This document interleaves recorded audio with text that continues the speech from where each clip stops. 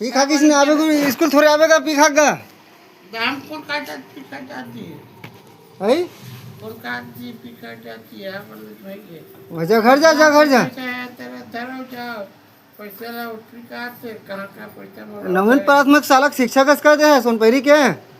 प्रधान पाठक बन गए इसका मैं पहली बार पढ़े हूँ है ना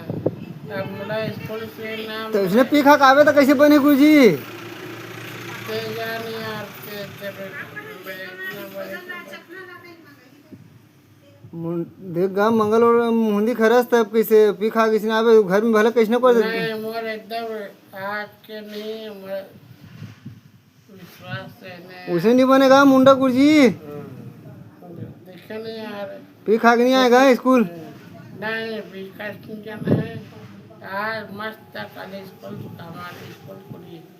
पूरा देवता है देवता का यही नहाता तोरे हालत है तो स्कूल की का हालत रहेगा